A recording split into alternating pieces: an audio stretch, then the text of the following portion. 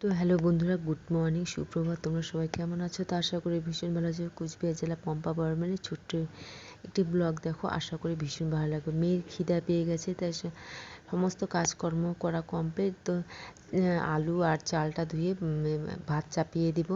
মেয়ের খিদা পেয়ে গেছে, তাই তাড়াহুড়ো করে ভাতটা চাপিয়ে দিচ্ছি। তাই রাত্রেবেলা খেয়েছে, সিদ্ধ ভাত খেয়েছে, তাই তো গ্যাসের মধ্যে তাড়াতাড়ি ভাতটা চাপিয়ে দিলাম। এদিকে বেসন দিলাম, চালের গুঁড়ো, তারপরে হচ্ছে একটু সামান্য লবণ দিলাম, একটু হলুদ, কালো জিরা, তার পেঁয়াজ, লঙ্কা, একটু আটা দিলাম। এইগুলো দিয়ে ফুলকপি সিদ্ধ করে নিয়েছি। এটাকে পুরো ফুলকপির পকোড়া বানাবো। তো গুলিয়ে নিচ্ছি।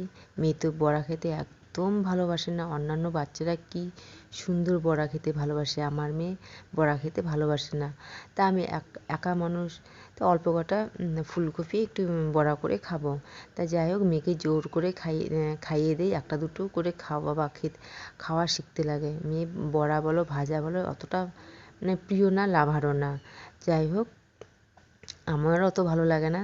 যাই হোক, একটু শীতের দিন না, শীতের দিন যত পারো খাও, আর গরমের দিনে যত পারো নিয়ম মাফিক খেতে লাগে, তাই না? তাই যাই হোক, আজকে আমি ফুলকপির পকোড়া বানালাম। আর কালকের একটু বেগুন আর মাছের তেল দিয়ে ভাজা ছিল, এটা একটু গরম করে নিলাম। বেশ ভালো লাগে মাছের তেল গরম গরম গরম। আর 2 পিস মাছ বেঁচে রয়েছিল, তাই 2 পিস মাছটা একটু ভেজে নিচ্ছি, গরম করে নিচ্ছি। তাই একটু ওই যে আলু সিদ্ধ করে নিয়েছি ভাতের মধ্যে, তো ওটা দিয়ে আজকে ধনে পাতা দিয়ে, পেঁয়াজ লঙ্কা ফোড়ন দিয়ে, লবণ তেল দিয়ে ওটাকে পাতলা করে ডাল বানাবো। পাতলা ট্যালট্যালা ডাল বানাবো। মেয়েও ভীষণ ভালো লেগেছে, অনেক দিন পর আলুর ডাল খাচ্ছি। যাই হোক, মামের খাওয়াটা ভীষণ তৃপ্তি করে খেলাম।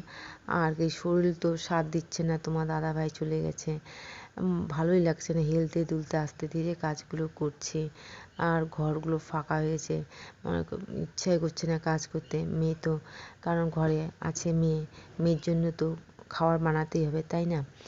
তো এখানে যে একটু লবণ, তেল, হলুদ, তারপরে যে একটু বন্ধু, আমার রান্না কমপ্লিট হয়ে গেছে। যে মেয়ে এদিকে যে বই পড়ছে, এদিকে মেয়ে ভীষণ খিদে পেয়ে গেছে।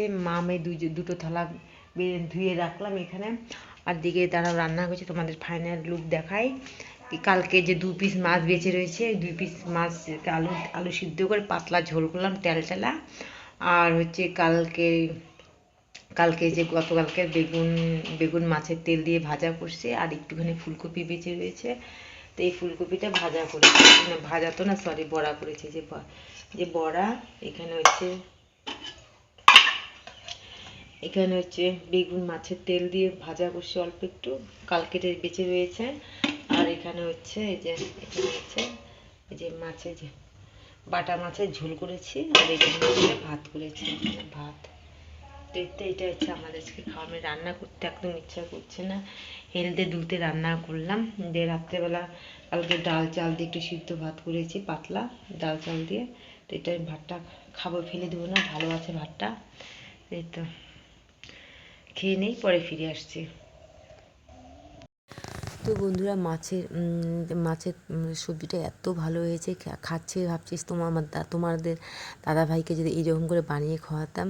তা ভাবছি কী করে খাওয়াতে পারলাম না, আলুর ডাল দিয়ে মাছ। আর কি একবারে তোমাদের কাছে বিকালে ফিরে আসলাম। বিকালবেলা একটু শাকগুলোতে জল দিচ্ছি। গতকালকে তো আমি শাক খেতে জল দেওয়ার আর সময়ই পাইনি। এদিকে একটু কদলাই নিচ্ছে, এটাকে কী বলে, বাইশ দিয়ে, আমরা বলি বাইশ বলি। যাই হোক, আর কটা ধনিয়ার বিচি বেঁচে রয়েছে, তাই এই জায়গাটা একটু ধনিয়ার বিচিগুলো ফেলছি, ধনিয়ার বিচি আর লাফা শাকের বিচি। যাই হোক, আজকে আমি প্রথম বিচিগুলো ফেলছি। তোমার দাদাভাই নেই, দাদাভাই থাকলে তো দাদাভাই ফেলতো। যাই হোক, দেখি কীরকম হয়, তোমরা তো দেখতেই পারবে। আর খুব ভালো লাগলো, ক্ষেতের মধ্যে একটু টাইম পাস হয়, নাহলে সারাক্ষণ ঘরের মধ্যে আর ভালোই লাগে না। মেয়ে এদিকে আমাকে একটু ভিডিও করে দিচ্ছে। আমি বললাম, মাম একটু এদিকে ভিডিও করে দেখাও। কয়দিন পর তো তোমার দাদাভাই দেখবে, ভিডিও করে দেখি তোমাদের শাক বাগানটা, দেখি তো কেমন হয়েছে শাক। যদি দেখে যে ছাগল খেয়ে নিয়েছে, ভালো হয়নি, তাহলে তো দিবেনি কেলা, তাই না? তাই শাকগুলোকে যত্ন করে যত্ন করতে হবে। আর কি হলে না আমরাই খেতে পারবো, তাই না? মানে ঠেকা কাজটা হয়ে যাবে। কোনো দিন হয়তো বাজারে যেতে ইচ্ছা করছে না, ব্যাস শাক ডাল একটা সবজি খাও।